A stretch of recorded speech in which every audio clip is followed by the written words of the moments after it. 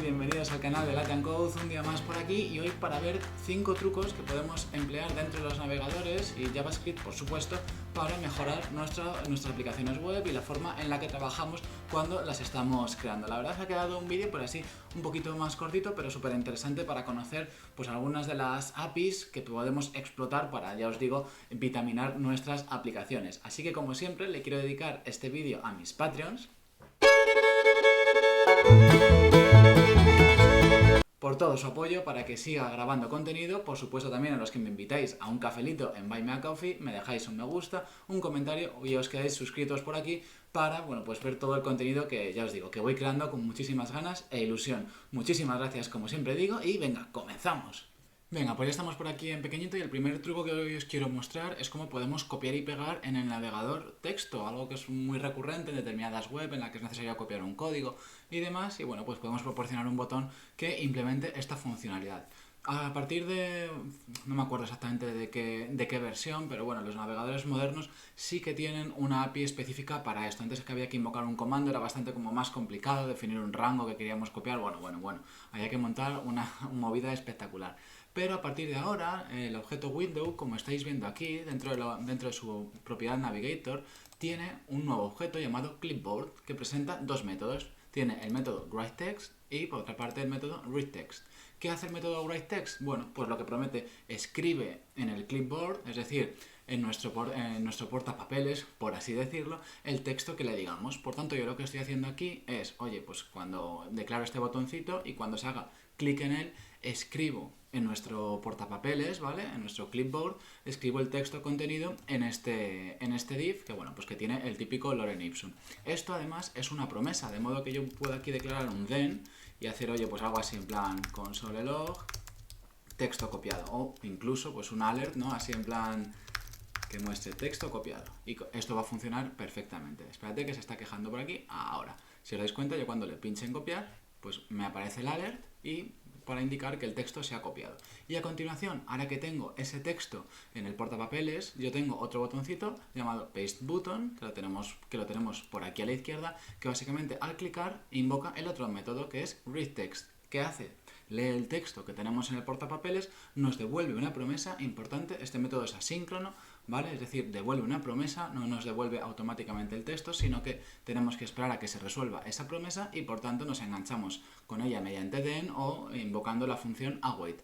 En ese caso, bueno, pues básicamente ya nos devuelve el texto como argumento y en este caso pues lo estoy directamente asignándoselo al div destination, pues mediante la propiedad innerText le asigno el texto, de modo que si yo ahora pincho en pegar, pues si os dais cuenta aparece aquí el texto. Y esta API no tiene mayor misterio, como veis es súper sencilla. Le voy a hacer un poquito más grande incluso para que lo podáis ver desde el móvil, ¿vale? Tenemos objeto clipboard, método writeText para copiar, ¿vale? Le pasamos el texto, una cadena de texto que queramos copiar, devuelve una promesa por si queremos mostrar alguna información extra al usuario una vez que se produzca la copia del texto y por otra parte, mediante de nuevo el método readText del objeto clipboard dentro de Navigator, podemos leer el texto como si fuera una promesa y recibirlo bien mediante la instrucción then, bien declarándolo aquí mediante await, de modo que tengamos el texto y ya lo podamos pues pegar donde queramos o donde nos apetezca. Así que, primer truco del día visto, vamos a por el segundo. Venga, segundo truco del día de hoy, como estáis viendo en pantalla, es bueno, pues la API URL Search Params que nos proporciona a los navegadores para trabajar con los parámetros de la URL. Básicamente estos son los parámetros de búsqueda que habitualmente usamos, bueno, pues para definir los filtros que estamos, para definir los filtros o bueno, pues el UTM source y cosas de estas. Entonces, para trabajar con este tipo de objetos, ¿vale? Los podemos construir de diferentes maneras. Lo primero de todo, lo que podemos hacer es pasarles pues un string automáticamente con el formato de clave valor separados por AND con cada uno de ellos, como estáis viendo en pantalla. Y ya con esto nos vale para que nosotros podamos invocar sobre este objeto que acabamos de construir, el método get, pues para obtener, por ejemplo, el valor de foo. Entonces, si yo aquí esto lo rodeo con un console log, pues automáticamente voy a obtener, como estáis viendo, el valor 1. Aquí tenemos el valor 1. Por supuesto, pues si pongo console log foo y console log var, bueno, pues básicamente voy a obtener los dos valores. Importante, los devuelve como string, ¿vale? Es decir, no, aunque sean enteros, los está devolviendo como string, por tanto los tendríamos que tratar posteriormente si queremos, bueno, pues convertirlos a numeritos y cosas de estas. Otra forma en la que lo podemos construir, bueno, pues también le podemos pasar un objeto, es decir, esto lo voy a dejar así pegado, y podemos decir, oye, pues el valor foo es hola y el valor var es Pepito. Y esto pues también va a admitir esta sintaxis para pasarnos hola y para pasarnos Pepito. Y la última, y no por ello menos importante, también admite esta sintaxis, es decir, pasarle un array con valores en los cuales tengamos aquí el primer valor define la clave y el segundo define, bueno, pues el valor.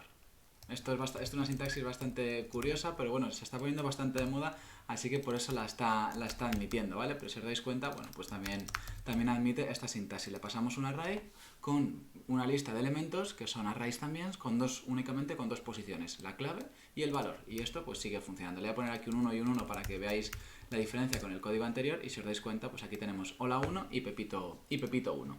A partir de aquí, una vez que los tenemos definidos, bueno, pues podemos trabajar, aparte del método get, con otro tipo de métodos, ¿vale?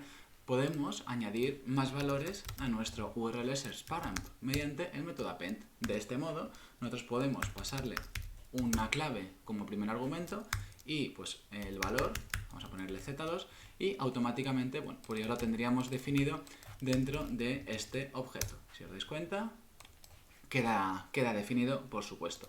También podemos borrar claves mediante el método delete.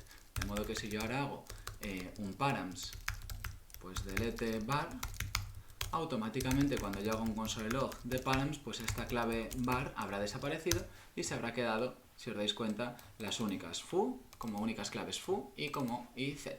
Así que también importante. Y finalmente, pero no por ello menos importante, que sepáis que también las podemos iterar. Las podemos iterar de dos maneras, ¿vale? Mediante un bucle for of, ¿vale? De modo que nosotros, lo tengo aquí pegadito para que lo veáis, y así no os hago hoy perder tiempo.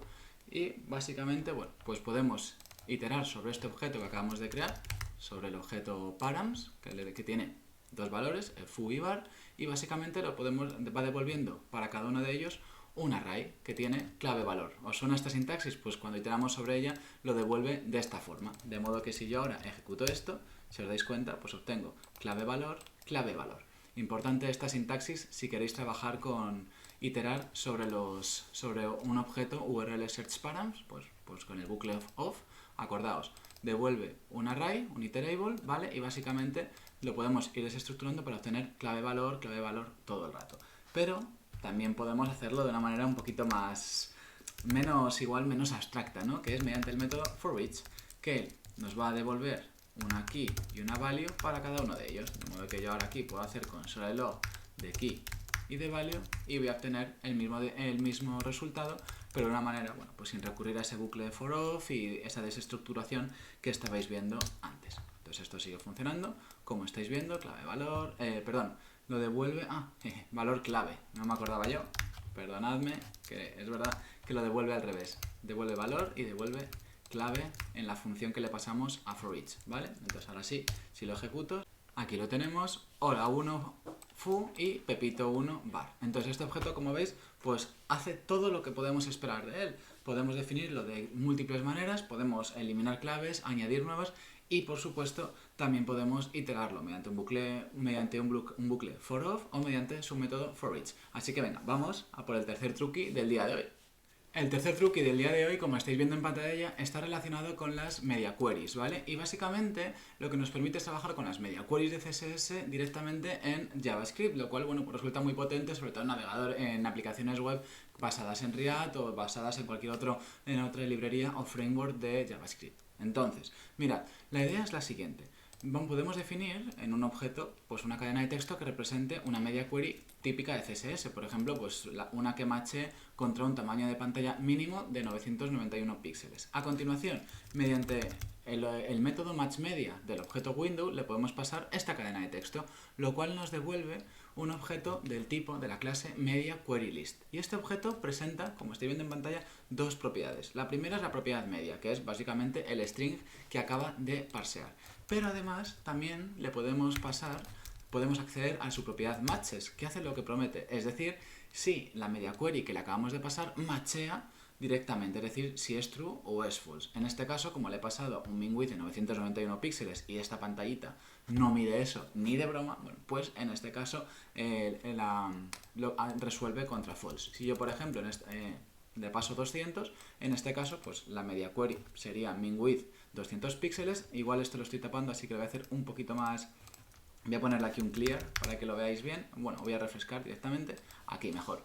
Y si os dais cuenta, pues en este caso, pues el matches devuelve true.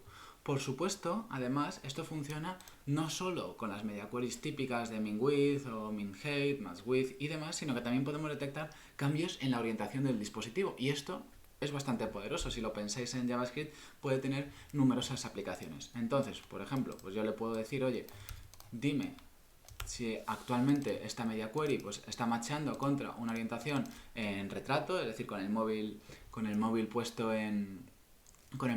como si fuéramos en vertical, básicamente. Qué difícil es a veces pensarlo, y en este caso, pues si os dais cuenta, pues la media query funciona a false.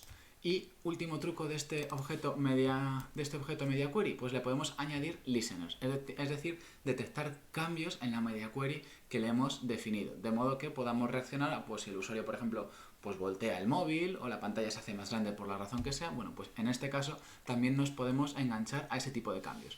Entonces, lo que vamos a hacer para escuchar los cambios que se vayan produciendo en la media query según el usuario, bueno, pues vaya volteando, por ejemplo, la pantalla o vaya cambiando el tamaño de ella, pues es lo siguiente: mediante el objeto media query list que acabamos de obtener, invocamos su método addListener, al cual le podemos pasar una función que cada vez que su invoque recibirá el objeto media query list actualizado, y podremos, por ejemplo, pues acceder de nuevo a su propiedad match para realizar pues lo que tengamos que hacer. Entonces, si os dais cuenta, pues yo aquí tengo la consola de momento. Si yo la hago un poquito más grande, se pinta true porque ya ha superado los 500 tamaño, y en el momento en que la hago más pequeñita, pues se pinta false, y de nuevo pues si se está o no cumpliendo la media query que yo había definido. Es decir, es un objeto súper potente pues para poder adaptar un poquito la interfaz gráfica en función del tamaño o la orientación del dispositivo. Así que con esto ya hemos repasado también el objeto media query list, al cual nos permiten acceder los navegadores modernos. Así que venga, vamos a por el cuarto consejo del día de hoy.